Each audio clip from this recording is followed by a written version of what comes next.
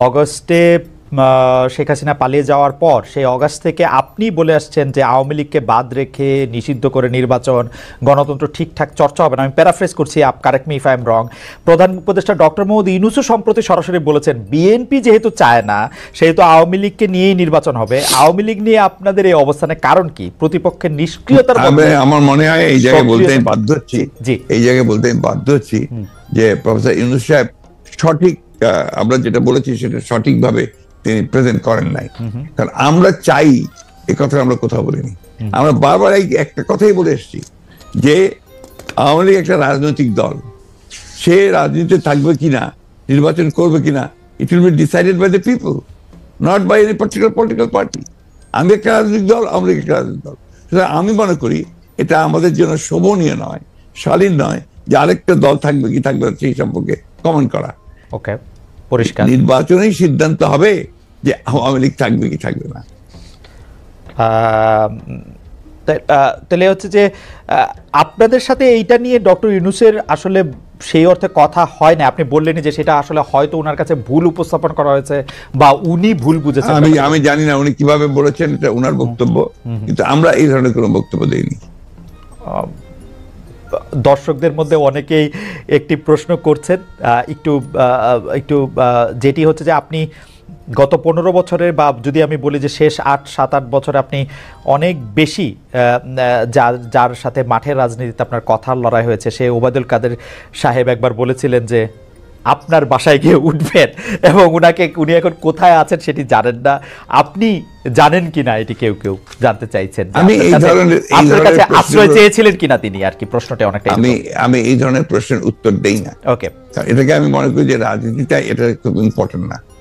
ওকে, ঠিক আছে, আমি নেক্সট প্রশ্নে যাই। প্রশ্নে যাওয়ার আগে আসলে আপনার একটি কোট নিয়ে আমরা দর্শকদের কাছে জানতে চাইছিলাম যে সংবিধান সংস্কার হতে হলে নির্বাচিত সংসদ দরকার বলেছিলেন জনাব মির্জা ফখরুল ইসলাম আলমগীর। এই অবস্থান সঠিক বলে মনে করেন কিনা? এই অবস্থান সঠিক বলে মনে করছেন শতকরা 35% দর্শক, শতকরা 65% দর্শক মনে করছেন যে এই অবস্থান সঠিক নয়। 75,000 দর্শকের মধ্যে ভোট দিয়েছেন। আপনি এটি নিয়ে মন্তব্য করলেও করতে পারেন। অনেকেই মনে করছেন যে আগে সংস্কার হওয়া উচিত, পরে নির্বাচন হওয়া উচিত। এই ব্যাপারটিতে কি আপনার কাছে মনে হয় যে এটিতে আসলে কোন একটা রেফারেন্ডাম দেওয়া উচিত, বা এটি আসলে? দেখুন, রেফারেন্ডাম দিলেও তো আপনার কনস্টিটিউশন অ্যাসেম্বলি লাগবে। রেফারেন্ডাম দিবে কে? আপনার মূল জায়গাগুলোতে আপনার ওইভাবে আলোচনা করতে আসলে না, আপনার যে আসলে এই সিদ্ধান্তগুলো নিতে হবে তো একটা ইলেক্টেড বডি। রাইট, সেই ইলেক্টেড বডি কনস্টিটিউশন অ্যাসেম্বলি হতে পারে, পার্লামেন্ট হতে পারে। আপনি সংবিধান যখন আপনি পাস করবেন, সেই সংবিধান পাসটা করবে কে? করবে, হু ইজ দ্য অথরিটি? সংবিধান নিয়ে যখন কথা উঠলো তখন আরেকটা জনপ্রিয় কথা এরকম যে এই সরকারের আসলে সংবিধানের এত অনুগামী হওয়া দরকার ছিল না যে আসলে সংবিধানটাকে, আপনি কি এটা কেন সরকারের সংবিধান নিয়ে অনুগামী হওয়া দরকার ছিল না কেন? কারণ এটি ফ্যাসিস্ট হাসিনার সংবিধান, মানে যারা যেটি বলছেন সেটি কথা আমি বললাম আর কি। বিষয়টা তো হচ্ছে কি, ফ্যাসিস্টের সংবিধানকে আপনি বিপ্লব করে উড়িয়ে দেন, বাতিল করে দেন, সেটা আপনারা করেন নাই। সেটা তো এই সরকার করে নাই, বা তারা করতে পারে নাই। এটা যদি আপনার বাতিল করে দিত, সংবিধানকে উড়িয়ে দিত, একটা বিপ্লবী সরকার গঠন করতো, তাহলে এই প্রশ্নগুলো আসতো। এখন এই প্রশ্নগুলো অবান্তর। এখন এই প্রশ্নগুলো করা মানেই হচ্ছে আপনার পিছন দিকে চলে যাওয়া এবং এটাকে ড্র্যাগ করা। আমি মনে করি এই আলোচনাগুলো খুব বেশি প্রয়োজন নেই। আচ্ছা, শুধু একটু এটা জানতে চাই যে এটা যে আসলে ওরা বিপ্লবী সরকার করতে পারলো না, তখন যে সংবিধানটাকে উড়াই দিতে পারলো, এর পিছনে কি কোনো কারণ আছে? আপনাদের কোনো পরামর্শ আছে? বা ডক্টর, আমি জানি না, তাদের তো আসলে একটা জিনিস আপনারা কেন ভুল করছেন। যখন এই আপনার বিপ্লব হয়, তখন কি ছাত্রদেরই বা আপনার কোন রকমের একটা অর্গানাইজড পলিটিক্যাল পার্টি? দেখেন, একটা বিপ্লব করতে হলে একটা বিপ্লবী সংগঠন দরকার, বিপ্লব করতে হলে একটা বিপ্লবী সেনাবাহিনী দরকার। এই বিষয়গুলোতে আমরা সবাই যা যা খুশি বলে যাচ্ছি, যার যেমন খুশি। এটা ঠিক না তো। আপনার বাস্তবতা সব কথা বলতে হবে, তাত্ত্বিক কথার সঙ্গে সঙ্গে বাস্তবতা থাকতে হবে। তো আমার কাছে মনে হয় যে এই বিষয়টি আপনি যেভাবে পরিষ্কার করলেন, সেটি আগেও আপনি বলেছেন, সেটি আসলে পরিষ্কার হলে আমাদের সবারই সুবিধা। এখন কেউ বলছেন এটি বিপ্লব না গণ অভ্যুত্থান না কি, সংবিধান থাকতে হবে না রাখতে হবে, সেটি নিয়ে আসলে অনেক কথা। রাষ্ট্রপতি নিয়ে আপনার এগুলো নিয়ে আমার খুব মাথা ব্যথা নাই ভাই। আমি আপনাকে খুব পরিষ্কার করে একটা কথা বলি খালেদ সাহেব। জি, আই এম টোটালি ডেমোক্রেট। আমি একটা আপাদমস্তক গণতন্ত্র বিশ্বাসী মানুষ, এবং গণতন্ত্র বিশ্বাসী মানুষ বলি আমি গণতন্ত্রের কথাই সরকার বলি। এটা তো হয়তো কেউ এগ্রি করবে, কেউ এগ্রি করবে না, কেউ বিভিন্ন কথা বলবে, কেউ বুঝতে পারবে না, কিন্তু আমি এটা বুঝি যেহেতু একসময় বিপ্লবী দল করেছি, একসময় বিপ্লবের কথা বলেছি, বিপ্লবও করেছি, যুদ্ধও করেছি। আমি যেটা বুঝি সেটা হচ্ছে যে বিপ্লব যদি কেউ করতে চায় তাহলে তাদেরকে বিপ্লবী সংগঠন লাগবে, বিপ্লব যদি করতে হয় তাদেরকে বিপ্লবী সেনাবাহিনী লাগবে, তা নাহলে ওই বিপ্লবকে এক মুহূর্তের জন্য কন্টেইন করা যাবে না। ওকে, আপনি গণতন্ত্রের কথা বলেন বলেই আপনার কাছে আসলে আমাদের প্রশ্ন বারবার যে আপনি সব মানুষের সমান অধিকারের কথা, গণতন্ত্রের কথা বলতে গিয়ে আপনি সব মানুষের সমান অধিকারের কথা বারবার বলছেন, সবার নিরাপত্তার কথা বলছেন, অথচ শাহবাগে সোমবার আন্দোলনরত সনাতনীদেরকে যুবদলের নেতৃত্বে লাঠিসোঁটা দিয়ে ধাওয়া দেওয়া হয়েছে বলে আমরা পত্রিকায় পড়েছি। আমরা যে কাজ প্রশাসনকে, পুলিশকে, সরকারি দলের লোকজনকে করতে দেখি, সেই দায়িত্ব আসলে যুবদল কেন নিচ্ছে? আপনি এটা নিয়ে কিছু বলবেন? এই দায়িত্বটা যুবদলের উপরে কেন চাপাচ্ছেন আপনারা? যুবদল যে করেছে তার প্রমাণ আছে কেন? ওয়াই দিস এই ধরনের বক্তব্য যাওয়ার চেষ্টা হচ্ছে কেন? আপনি সবসময় আমরা লক্ষ্য করেছি যে একটা এই ধরনের ঘটনাগুলোর সঙ্গে বিএনপিকে জড়িত করার চেষ্টা করা হয়। এই ধরনের ঘটনাগুলোর সঙ্গে এটা কোনো মতেই বিএনপির সঙ্গে কোনো সম্পর্ক নেই। এটা was the government, the police, তারা করেছে এটা। আর সেই সঙ্গে আপনার সেই যারা আপনার হয়তো সেখানে ছিল তারা করেছে, যুবদলের কেউ এটার সঙ্গে জড়িত ছিল না। তার মানে যুবদল পার্টি কখনোই ছিল না। তার মানে bdnews24.com এর যে রিপোর্টটা আমরা পড়ছি, সেই রিপোর্টের ক্ষেত্রে এই কথা বলা হয়েছে, তাহলে এটা আসলে ঠিক? আমি এই রিপোর্টের সঙ্গে একমত নই। ওকে, আমরা 5 আগস্টের পরে এইটা খুব দেখতেছি যে বিএনপির সমালোচনা করতেছেন জামায়াতের আমির, বিএনপিকে ইঙ্গিত করে এরকম কথাও বলা হয়েছে তাদের তো নির্বাচনও লাগে না, আওয়ামী লীগ ইতিমধ্যে যা দখল করেছিল, আওয়ামী লীগ ফুটপাত থেকে শুরু করে সব বিএনপি দখল করে নিয়েছে, যা আওয়ামী লীগ 15 বছর সাজিয়েছিল তা দখল করে নিয়েছে, 80 ভাগ দখল করে নিয়েছে, ইত্যাদি ইত্যাদি। এই ব্যাপারটাকে আসলে পলিটিক্যালি আপনি কিভাবে দেখছেন? যে মানে আসলে মানে আমি পলিটিক্যালি ভাই ভিন্নভাবে দেখি। আমি ব্যক্তিগতভাবে আমি খুব পজিটিভ মানুষ, আর আমি আপনার ঠিক ওই নিন্দুকের পর্যায়ে পড়ি না ব্যক্তিগতভাবে। মেবি আমার পলিটিশিয়ান হিসেবে দুর্বলতা হতে পারে।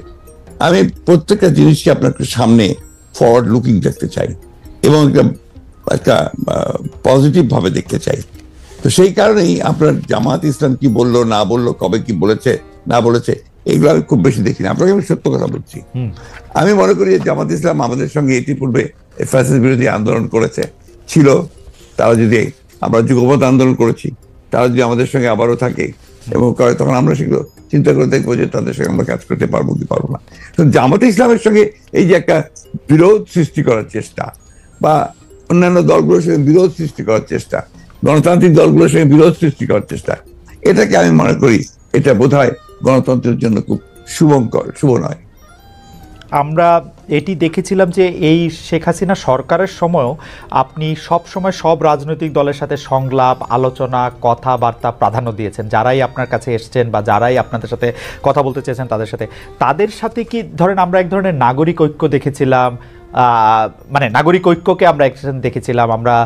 আমরা দেখেছিলাম যে ডক্টর কামাল হোসেনের দলের সাথেও আপনাদের একটা ওই ঐক্যগুলির বা ওই রাজনৈতিক দলগুলির সাথে বিএনপির কথাবার্তা বা প্ল্যাটফর্মটা এখন কেমন? মানে আমি আর নাম না বললাম। খুবই ভালো।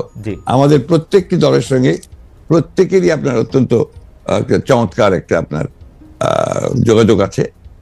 যেহেতু আপনার এখন সময়টা ভিন্নভাবে যাচ্ছে, আমরা নিজেদের কাজ করার চেষ্টা করছি। আন্দোলন যেহেতু নেই, যুগপৎ আন্দোলনের বিষয়টা নেই, but we are in touch always. আজকে তো মোস্তফা মহসিন মন্ত্রীর সঙ্গে আমার কথা হয়েছে, আপনার গতকাল গণতন্ত্র মঞ্চের প্রায় সকলের সঙ্গে বসে আমরা কথা বলেছি, আমরা অফিসে বসে কথা বলেছি। We are in touch. আমরা বিষয়গুলো দেখছি, পর্যবেক্ষণ করছি।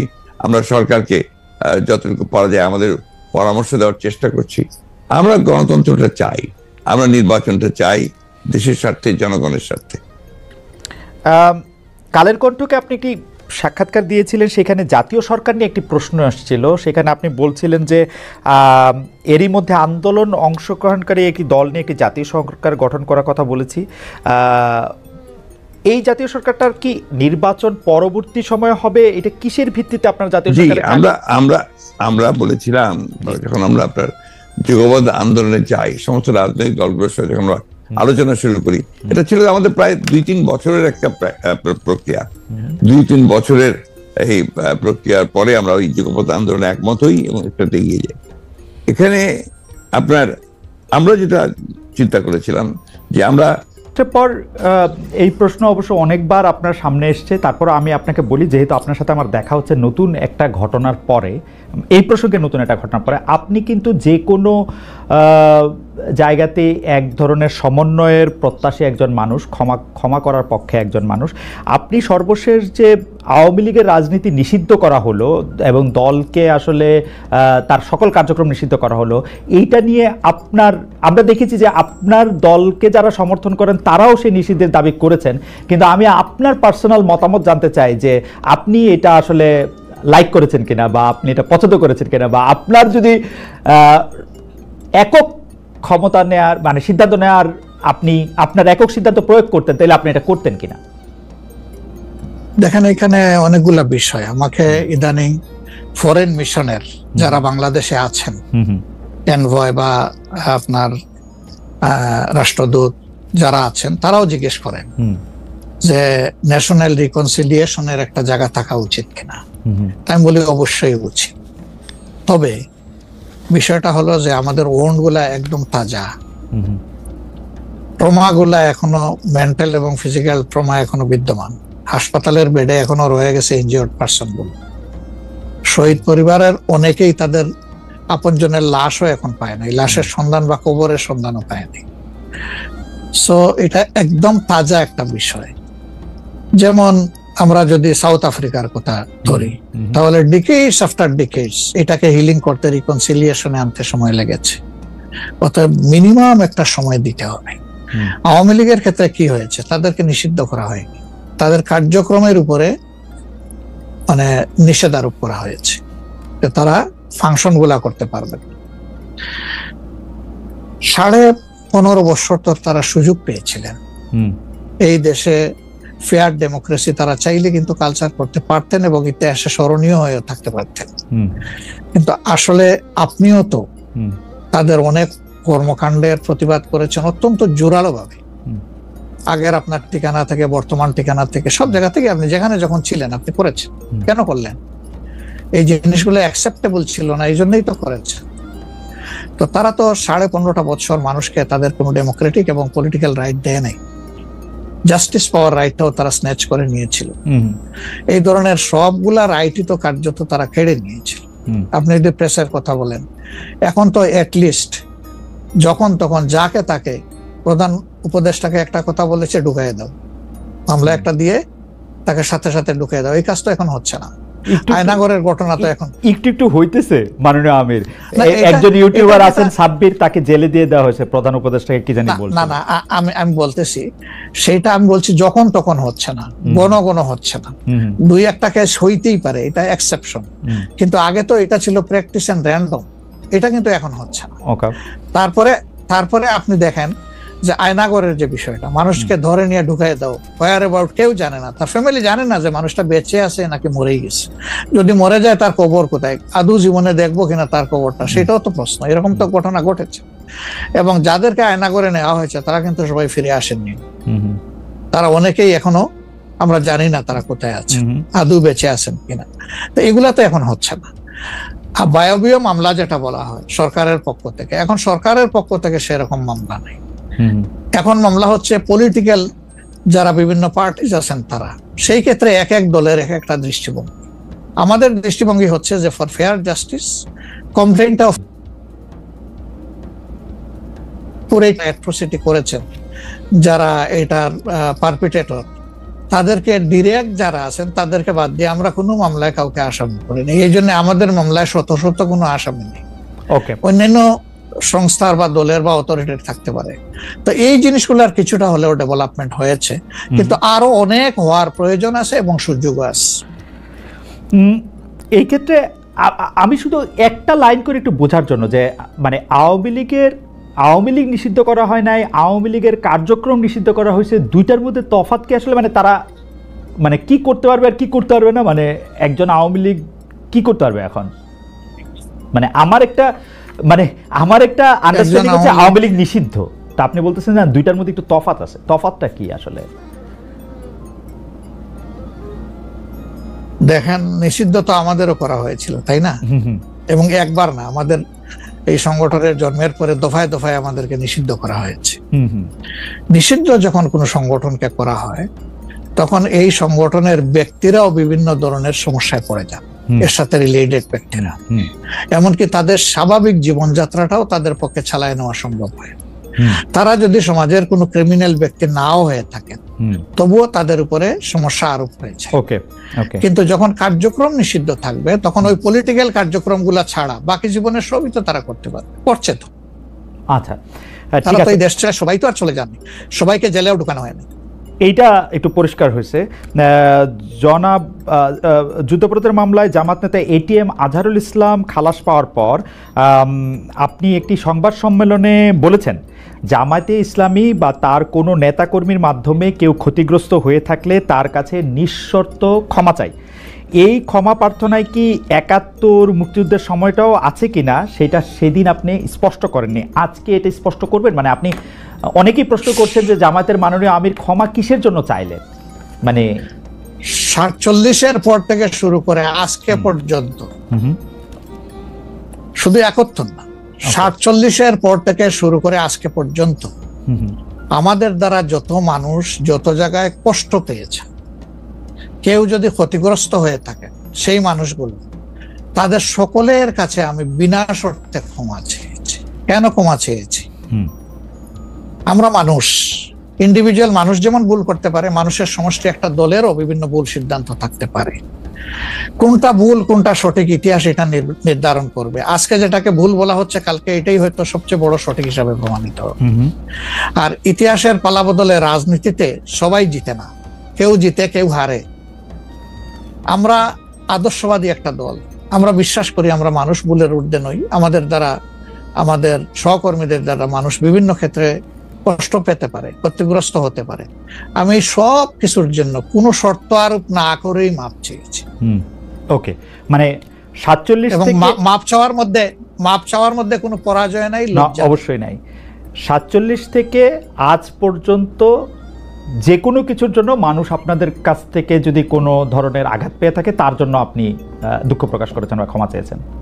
এর ভিতরে সব ঢুকে গেছে, কোনো কিছু বাদ নাই। ওকে, এভরিথিং ইনক্লুডেড। আচ্ছা, এবং এটা আনকন্ডিশনাল, মানে অ্যাপোলজি দিয়ে আনকন্ডিশনাল পার্ডন সিক করেছে। এইটা কি ডক্টর শফিকুর রহমান, আমি আসলে যেহেতু আপনার সঙ্গে আমার মানে নানা সময় কথা বলার সৌভাগ্য হয়েছে, মানে পর্দার বাইরে পর্দার ভিতরে, সেটা আমি জানি বলেই আমি আমার প্রশ্নটা করছি যে আপনি যে ৭১টাকে এই ৪৭ থেকে আজ পর্যন্ত একসাথে বললেন, এর কি কোনো বিশেষ কারণ আছে নাকি? মানে না না না না না না, কোনো বিশেষ কারণ নাই। আমার মানবিক মূল্যবোধের জায়গা এবং আমার দায়িত্বের জায়গা থেকে আমি বলেছি, অনুভূতির জায়গা থেকে, দায়িত্ব এবং অনুভূতির জায়গা, বিশেষ কোনো কারণ। আচ্ছা, আমি আবার ২-৩ দিনের ঘটনা একটু আসি। আমরা দুইটা ঘটনা আমরা দেখেছি যে আমাদের অনেককে ব্যথিত করেছে। একটা হচ্ছে লালমনিরহাটে একজন যিনি নরসুন্দর, তিনি এবং তার ছেলেকে খুব আয়োজন করে মারধর করা হচ্ছে এবং তাদেরকে টেনে নিয়ে পুলিশের কাছে নিয়ে যাওয়া হয়েছে। এবং আরেকজন যিনি ২০১৮ সালের ডিসেম্বরের রাতের ভোট বলে খ্যাত নির্বাচনের যে প্রধান নির্বাচন কমিশনার, তাকে আসলে খুবই অপমানজনকভাবে মানে থানায় নিয়ে যাওয়া হয়েছে এবং সেটা আবার ভিডিও করা হয়েছে। মানে আমি সাধারণভাবে যেটা বুঝি, আপনি আমাকে শাস্তি দিতে পারেন, আপনি আমাকে মৃত্যু দিতে পারেন, কিন্তু মানুষ হিসাবে আরেকটা মানুষকে অসম্মান করার অধিকার যে আমাদের নাই, এইটা কি মানে মানে নাকি এইটা আমাদের আছে কারণ তারা একটা খারাপ কাজ করেছিল, এরকম কি? মানে আমি জানি না, মানে অনেকে তার আরেকজন, জি আপনি বলেন, আরেকজন খারাপ কাজ করেছেন বলে আমিও করব, এটা কোনো যুক্তি? আমি আরেকজনের খারাপে কষ্ট পেলাম, ক্ষতিগ্রস্ত হলাম, এখন আমি সেম অথবা ওয়ার্স দেন দিস আরো খারাপ কিছু করলাম তার সাথে, সেটা কি কোনো মানবিক আচরণ বলে গণ্য হবে? নিশ্চয়ই না। তবে দেখেন, আমরা এটাকে কখনো সমর্থন করি না, কিন্তু পরিবেশ, প্রেক্ষাপট, স্থান, কাল, পাত্র, মানুষ কোনো জিনিসকে যখন লাইক করে না তখন প্রকাশ্যে হয় তার প্রতিবাদ করে না। প্রিয় দর্শক, এই শেষ পর্যন্ত ভিডিওটি দেখছেন সেই জন্য আপনাকে অনেক অনেক ধন্যবাদ। আজকের ভিডিওটি আপনার কাছে কেমন লাগছে সেটি অবশ্যই কমেন্ট বক্সে জানাবেন। আওয়ামী লীগ রাজনীতিতে আসবে কি আসবে না সেই বিষয়ের উপর আজকে আপনারা বক্তব্য শুনলেন। আপনাদেরকে বক্তব্য শোনালেন জামাতে আমির ডক্টর শফিকুর রহমান এবং বিএনপির মহাসচিব মির্জা ফখরুল। বিএনপির মহাসচিব মির্জা ফখরুলকে যখন প্রশ্ন করা হলো আওয়ামী লীগকে আপনারা নির্বাচন করতে দিবেন কি না, বিএনপির মহাসচিব মির্জা ফখরুল কিন্তু স্পষ্ট ভাষায় বুঝিয়ে দিলেন আওয়ামী লীগ একটি রাজনৈতিক দল আমাদের মতো, তাকেও নির্বাচন করতে দিতে হবে, সেই অধিকার তার আছে, তার অধিকারকে বন্ধ করার মতো আমরা কেউ না। প্রিয় দর্শক, আপনার মূল্যবান মতামত অবশ্যই কমেন্ট বক্সে জানাবেন, কারণ আপনার মূল্যবান মতামত যদি আপনি এখানে করে যান তাহলে ওই মতামতগুলি আরেকজন এসে পড়বে এবং সে অনেক কিছু শিখতে পারবে, অনেক কিছু জানতে পারবে।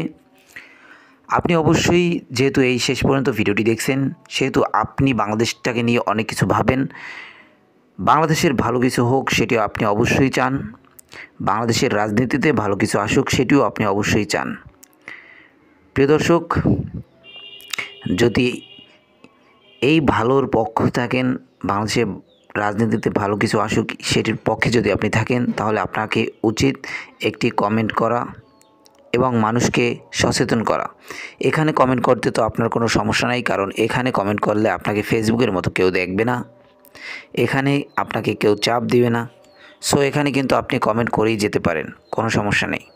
প্রিয় দর্শক, আজকের মতো এখানেই শেষ করলাম, আবার দেখা হবে নতুন কোনো ভিডিওতে। সেই পর্যন্ত ভালো থাকবেন, সুস্থ থাকবেন। যারা যারা আমাদের এই চ্যানেলটিকে সাবস্ক্রাইব করেননি একটি সাবস্ক্রাইব করে দিবেন, যাতে করে পরবর্তী ভিডিও আপলোড করার সাথে সাথে আপনার কাছে একটি নোটিফিকেশান চলে যায়, আপনি সবার আগে আমাদের এই ভিডিওটি দেখতে পারেন। ভালো থাকবেন, সুস্থ থাকবেন। আল্লাহ হাফেজ।